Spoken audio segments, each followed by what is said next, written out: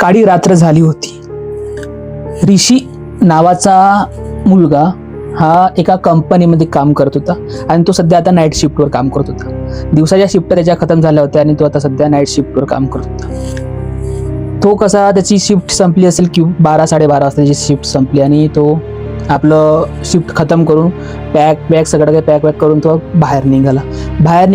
निघाला त्या टायमामध्ये त्याच्यासोबत त्याचे मित्र बी बहुत सारे होते.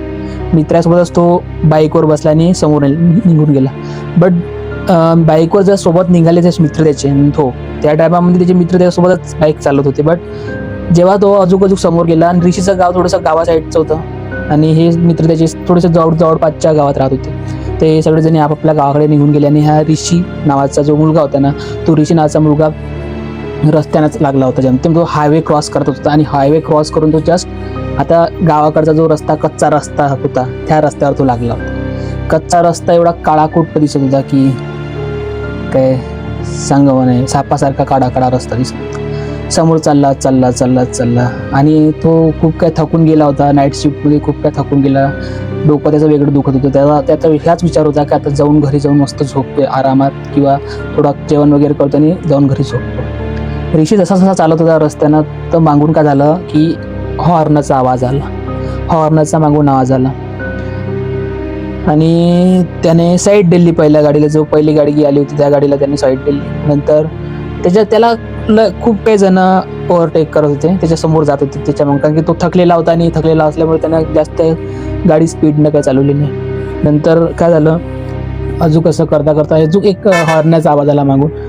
हॉर्नचा आवाज आला त्याच्यानंतर त्यानं गाडीला साईड दिली आणि जसा गाडीला साईड दिली त्या आपला ऋषीनं तर मागून दिसलं की एक माणूस होता आणि त्या माणसाच्या गाडी मागे एक लाल कलरची साडी घालून एक बाई होती आणि तिची साडीचा जो पल्लू होता तो पल्लू त्याच्या गाडीत जात होता, त्या माणसाच्या जो त्याच्या साईडनं जात होता.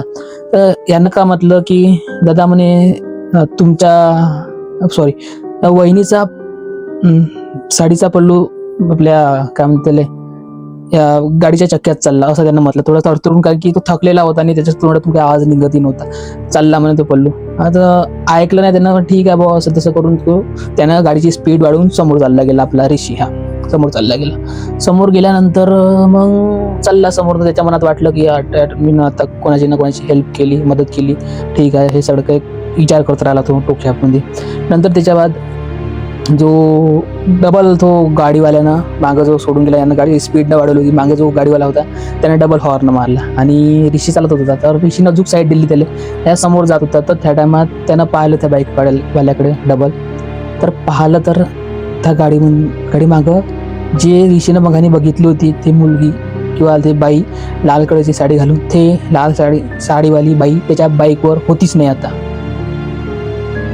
त्याला एकदम घाम फुटून गेला पूर्ण शरीर. आताच तर जस्ट 5-10 मिनिटं पहिले ह्या माणसाला सांगितलं की त्या बाईचा पल्लू जो आहे तो चक्क्यात चालला. बट आता जस्ट 2-4 मिनिटाबादच विचार करून सांगते की हायच नाही, बाई हायच नाही. नंतर त्या माणसानं त्याच्याकडे पाहिलं, तो त्याच्याकडे पाहत होता. नंतर त्यानं म्हटलं दादा म्हणते तुमची पत्नी कुठे गेली म्हणते, मागं जी बसली होती ती.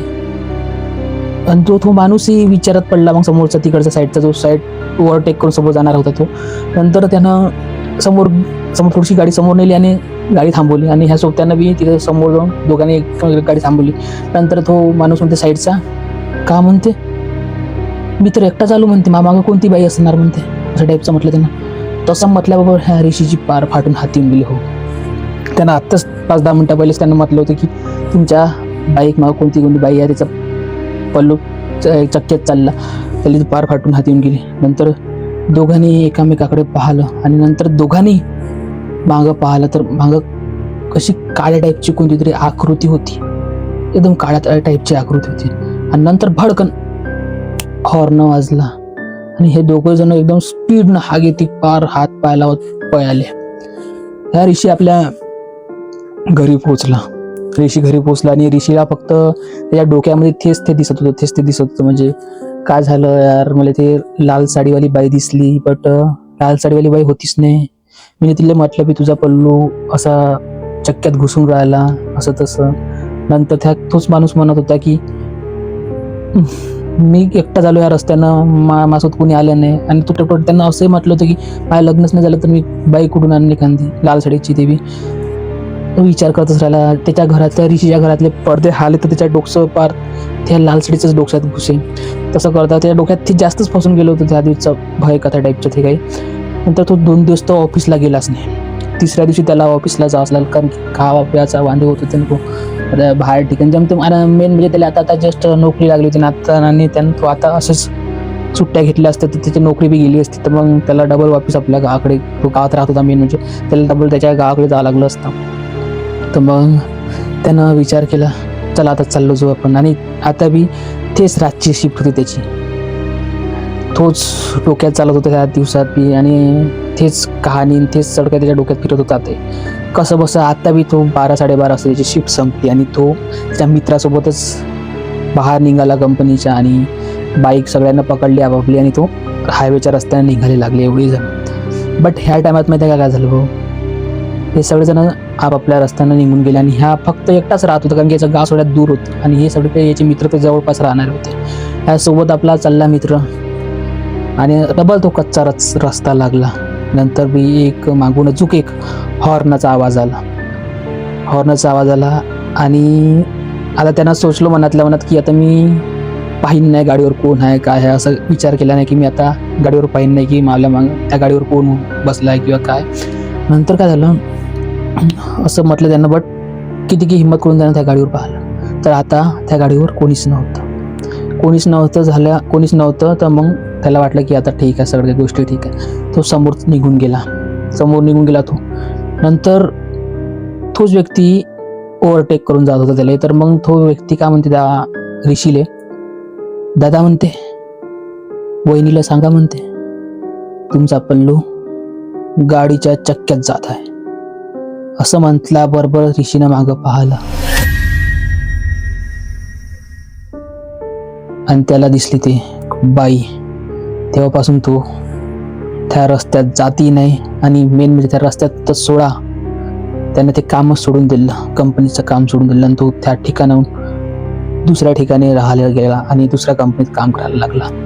एवढं खतरनाक त्याचा अनुभव होता. तर तुम्हाला हा व्हिडिओ आवडला असेल किंवा असेच तुम्हाला व्हिडिओ पाहायचे आहे तर प्लीज माझ्या चॅनलला सबस्क्राईब करा आणि व्हिडिओला लाईक करा. असेच व्हिडिओ आपण माझ्या चॅनलवर आणत असतो. धन्यवाद.